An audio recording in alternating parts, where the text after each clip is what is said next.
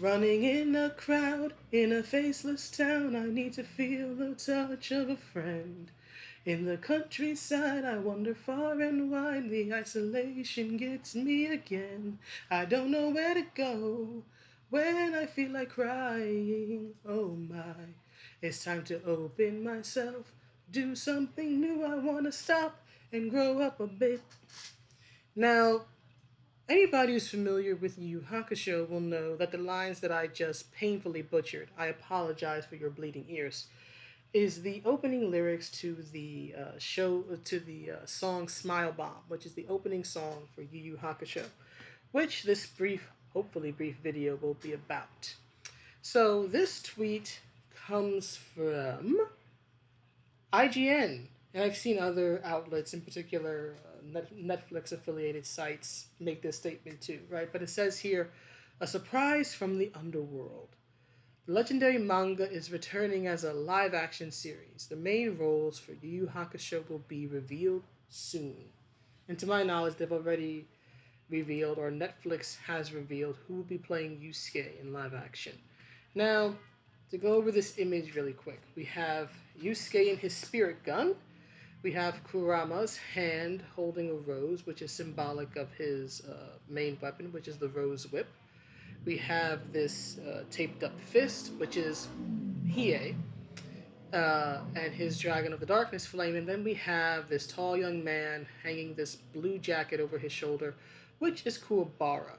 Now, the first thing that I noticed with this image was that every character's weapon is shown or hinted at, with the exception of Kuwabara. Right? We have Yusuke charging the spirit gun. We have Kurama's rose. We have Hiei's fist. For those who don't know the show, Hiei wields a powerful dragon from hell, and it's sort of tattooed or imprinted onto his arm, and he sort of wears this wrapping around his arm to contain it during a certain part of the story. And then you have Kuwabara, who doesn't have a weapon, right?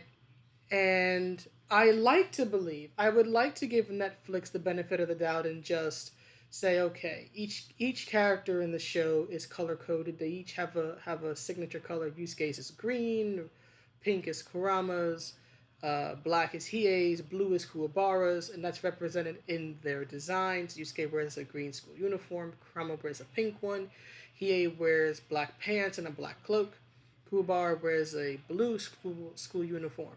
So I would like to believe that this is just in relation to that, right? Just being color coded, and that's why Kuwabara is not shown with his weapon, the spirit sword. Although, knowing Netflix, it would not surprise me one dang bit if they forgot that Kuwabara has a weapon, which is his spirit sword. Right? So, given the theme of the video, or the theme of the image, I should say, Kuwabara is sort of the odd man out here. Just like he was in the show. But anyway, I want to give my opinion on this news. To which I say, meh. I am not particularly moved either way. I think if this had been announced a few years ago, maybe around the time of the 25th anniversary, I would have been maybe more excited. But quite frankly, especially with Netflix, I've been so burned out on poor adaptations of everything, not just anime, like Netflix has done with Death Note, or most recently Cowboy Bebop. But it's just everything, right? The poor adaptations of He-Man, the poor adaptation of She-Ra, the poor direction that Star Trek and Star Wars have been dragged into for years now. All these remakes and reboots, it's just frankly, just on the whole, I'm just burned out. So unless this turns out to be either very, very, very good or very, very, very bad, I honestly don't care. Honestly, now, I want to be clear. I can't speak for the Japanese audience. Maybe they are rip roaring for this. And I won't claim to speak for the American audience. I just speak for myself. I personally, for me, it's like, first of all, this shows that even Japan, or at least the media that they release to the West, is falling into the same problem that the West already suffers from, which is an over reliance on nostalgia, right? We need something new. We need new blood, right? Like, Netflix would never tell you that Togashi writes Hunter x Hunter or rather Hunter x Hunter or any other newer stuff, right? They're not gonna go through the trouble of promoting that because they want to go with the one that everybody knows about, everybody's heard about, right? Now, Yu Yu Hakusho is very important to me in my growth as an anime and manga fan, right? As a weeb, as the term sometimes goes, or an otaku if you want to use an older term. It's one of the first, probably major anime series that came stateside that I sincerely fell in love with. There were other ones that had come stateside, Sailor Moon, for example, Pokemon, Dragon Ball, but those didn't quite interest me or catch my attention the way Yu Yu Hakusho did, right? This story about uh, a punk kid who, makes an unexpected sacrifice and loses his life, and then he comes back to life, and then he meets other, outsiders and goes through all these trials and tribulations. And it's really a beautiful story about friendship and brotherhood, I would say. Even before Fullmetal Alchemist, you had stories about brotherhood, and Yu Yu Hakusho was one of them. And this really touched me, right? Especially when it came to America about 10 years after the original airing in Japan. It first aired in Japan, I think, in 1992, and it ran to about 95 or 96. In America, it debuted with Funimation, or at least the adaptation most people know. I think there were a few adaptations from other lesser known dubbing studios back in the day. I know that a few of the OVA movies got dubbed in America before Funimation got their hands on the show, but when it's like a really good adaptation of the show, that was Funimation in 2002, I think it was. 2001, 2002. So I would have been in my late teens, around like 16, 17, 18. Uh, if it was '02, I was 17 years old at the time. So anime was becoming, it was still hard to find, especially if it wasn't being aired on TV, like on Cartoon, not, but yeah, Cartoon Network. They had an anime block, but it was becoming more and more accessible, right? So this is one of the first series I sincerely fell in love with. It made me a fan um, of anime and manga in general. It's like this did for me as an anime and manga fan what Street Fighter Two did for me for gaming. Street Fighter Two is the reason why I am a gamer, and Yu Yu Hakusho is pretty much the reason why I still have an interest in anime and manga even to this day. I'm probably not reading Spy Family now if I'm not reading Yu Yu Hakusho and watching the anime as a teenager, right? So there's all that. So this does have a special significance to me in my heart. This for a long time was my favorite anime and manga. Then Fullmetal Alchemist came out, but now it's my second favorite. FMA and then this, and then there's everything else. Right. So this has a special significance to me, and it's because of that significance that I personally, honestly, don't want to see anything else. The story's been told, right? There's nothing else to say, at least in my opinion. There's nothing else to say and nothing else to do. If somebody who's younger, who's maybe has an interest in Yu Yu Hakusho, they can just read the manga. It's easily available online, either for cheap or for free. You can watch the anime episodes online, dubbed or subbed, for cheap or for free. Now the side films, right? The OVAs, they might be a little bit harder to find, but they aren't essential viewing. On top of that, I think it was in 2018 for the 25th anniversary. I think it was at the time. They finally did. anime adaptations of the Kurama side story that covered how they met. That was originally manga only, and they turned that into an animated movie, and then they animated the final arc of the manga. The original series ends after the Three Kings arc. In the manga, there was one more story arc after that, the like spirit terrorist group or something like that arc, and then it ended. So that final arc got animated a few years ago.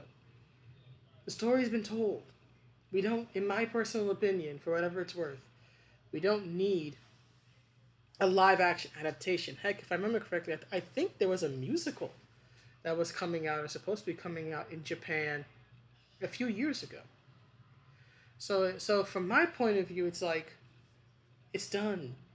We don't need anything else. We don't need to drag another 1990s property into the modern day. First of all, 1990s properties in general do not translate well to the modern day, right? Especially if you're trying to remain um, true to the source material or to the spirit of the work, right? Shows like this and other properties that were made in Japan and in America at the time were all about being rebellious. It was cool to be edgy. It was cool to be rebellious at that time. And yes, you had moral guardians. You had what was it? Nancy Reagan complaining about rock and roll and naughty lyrics, and the explicit content stickers and all that, right? Things of that nature. But the difference was that while you had what might in the modern day be called wokeness back then it was just called being PC. But while it might be called wokeness today, the difference is that in the 1990s, it was cool for the pop media of the day to openly challenge that, to be as sexual, as profane, as violent, as graphic as they could get away with, right? These days, right, 30 years on, things have flipped. And these days, when it comes to pop media, which is what this is, it's not cool to do that, right? We are now on the flip side of it where you have to tone everything down, right? It's like trying to tame a wild animal. It just doesn't work. It doesn't lose its wild instincts, right? And a tame Yu Yu Hakusho is not a Yu Yu Hakusho I am interested in, personally. The show is brutal, it's violent, it's bloody. In fact, Kurama gets beat up all the damn time, and he probably has one of the bloodiest fights in the entire damn series against Karasu. That should not be tamed because there are people who are sensitive to that. So there is all that. Then, on top of that, especially for more the American market than the Japanese, I'm not going to pretend as if I know how what the culture war, if there is such a thing in Japan, how that goes. So I'm speaking more from the American side, right? The American woke, as we might call them, right? And I don't mean people who just believe in progressivism. I mean people who write very dumb articles on Kotaku whining about quiet from Metal Gear Solid 5. Those are the type of people I'm talking about. Game journals and the like. They are going to complain about nearly every character on this show, every main character, for a variety of reasons. Let's start with Mr. Spirit Gun, Yusuke, Mr. Green here. They're gonna hate Yusuke. They're gonna whine all the live long day about Yusuke, and let me explain why. Yusuke is your quintessential 1990s punk anti-hero. He's not Goku, right? He's not for. He's not that goody good character, right? He's what in Japan is referred to as a delinquent. He's a street punk. He fights. He swears. He smokes. He openly asks Botan what her bra size is. He flips. He smacks Keiko on the ass. Keiko, for those who don't know, is the girl that he has a crush on, later becomes his love interest in the show. right? He will look up her skirt, he will grab her butt, he will make comments about how she's filling out those jeans real nice. Yusuke does not care. He openly is very pervy toward um, pretty women, right? Not to the point of say Lupin the Third, but especially if you're familiar with the American dub version by Funimation, yeah, Yusuke makes it clear that he likes girls and he likes looking at girls, and if he wants to know a woman's bra size, he'll ask. He doesn't care. So that alone is going to upset them, right? What they would deem sexism on Yusuke's part, right? Or just Yusuke's perviness in general. Let's just disregard the fact that he's a 14-year-old boy who doesn't know how to express himself because he's emotionally stunted. But all they will care about is the fact that he does these, very uncomfortable, unacceptable things. Even though Keiko always slaps him in the face for it, right? They will not acknowledge that either. And Botan slaps him in the face for it, but they're not gonna acknowledge that. They're gonna get mad at the fact that Yusuke is a perv, not the fact that he grows out of it or that he always pays for it because the women hit him back, but because he does this, they will immediately say he's a sexist pig.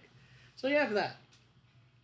And then you have the fact that he's incredibly disrespectful toward his elderly female martial arts master Genkai.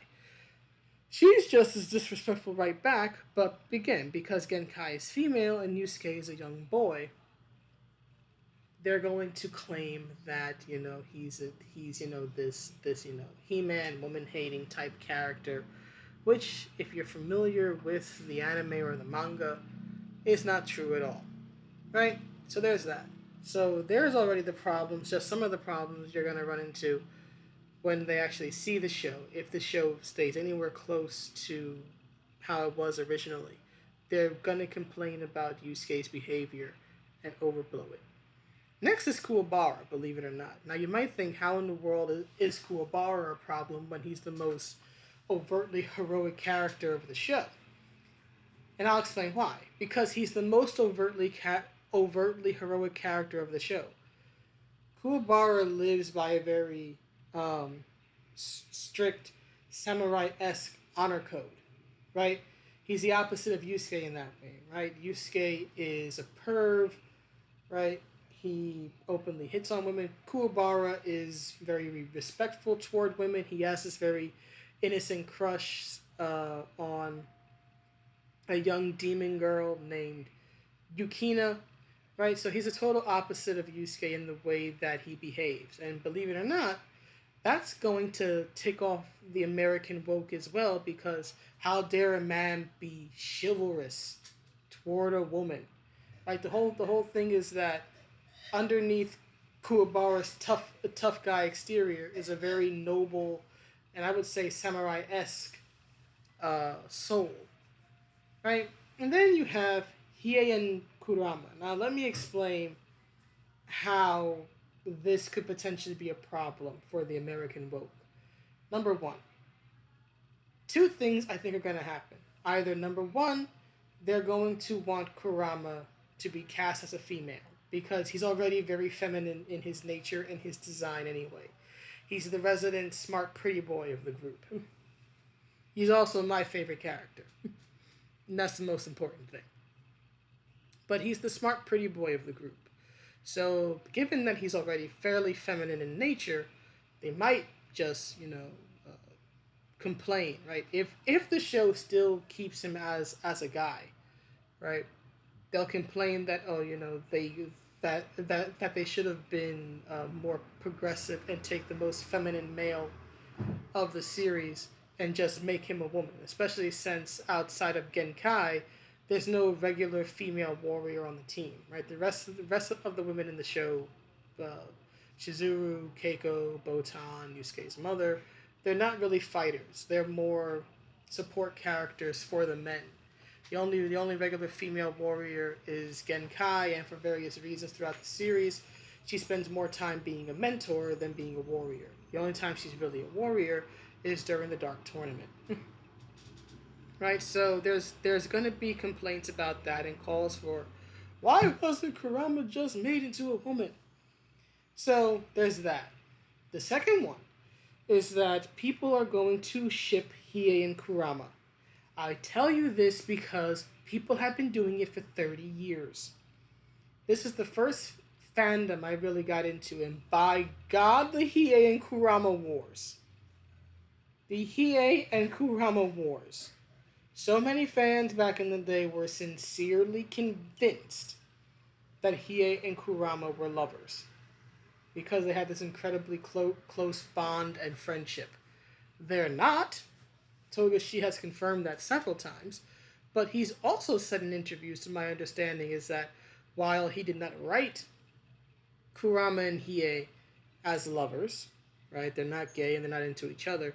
That he is pleasantly surprised by the fans shipping them together, and that if he could go back and redo it, he actually would make them an item, right? Now, for me, I actually would not be terribly bothered, right? Whatever. And besides, there's already a gay couple in the series anyway, but they're villains. It's Sensui and Itsuki. So wouldn't be like, oh my god, shocked if they shipped them together as a gay couple in this show. But it's one of those things that if they leave Kurama a man and they ship Hiei and Kurama together as lovers, if they make them a couple within the team, you're gonna get you're gonna get criticism from both sides because those who are generally against sexuality flipping, right? The anti woke, you might want to call them, will call this out for being a huge change to the dynamic between the two characters and being out of canon. Because again, canon officially, they're not lovers, right? But at the same time, the author has said that if it's something he could go back and do, he would probably do. Right? So this could be their opening to make that happen. And if it does, you're gonna have the anti woke saying that it's a violation of canon. They would not be wrong. But they're going to be saying that it's going to be a violation of canon, it's not respectful to the source material, it's just inserting LGBTQ issues where it doesn't need to be, and all this other stuff. And then, from the woke, right, you're gonna have them accusing anybody who is against the pairing, right, accusing them of being anti LGBTQ. So no matter what you do with Hiei and Kurama and their relationship and their dynamic, you are going to get criticism. Hard, right? Someone's gonna be unhappy when it comes to that. If they leave it as it is, that's just a close friendship. The fans who have been shipping them for literally 3 decades will be upset. They'll be like, "You hate LGBTQ people," and then if they actually pull that trigger, if they actually go there and ship them this time, then everybody who's a source material loyalist is gonna lose their heads too. It's a no-win situation. There are problems here from the American woke, no matter what you flipping do. And I am tired. I am tired. There's no need for the drama. There's no need to keep the franchise going. It'd be a little bit different if they were going to be telling new stories, right? If they were going to show what happened to Yusuke and the team like 10, 15 years down the line after the main series, or if they were doing like kind of like with Boruto when they showed the kids of the original characters going on their own adventures, then maybe, because at least it would be new stories. But from my understanding, it's not. It's just going to be a live action adaptation of what we already know. I don't see where it's necessary. Again, unless it's something very, very, very good or very, very, very bad, have no real interest either way. Now, for all of my critiques, I do hope it does well, but it will not have me as a viewer unless there is something truly worth looking at. I will continue to do what I have always done.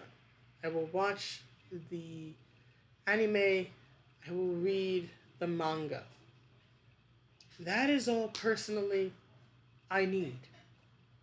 Anybody, like I said earlier, who's interested can check the same sources that have been readily available online for decades now. This is not necessary. We don't need a high res, realistic looking version of the Spirit Gun or the Rose Whip or the Dragon of the Darkness Flame or the Spirit Sword or the Dark Tournament or anything else. We need to let it be. To quote Axl Rose from the song Yesterday, some things would be better if we'd all just let them be. But anyway, that's the video. Please let me know what you think, and I will see you all in the next one. Have a good day and night wherever you are. Bye.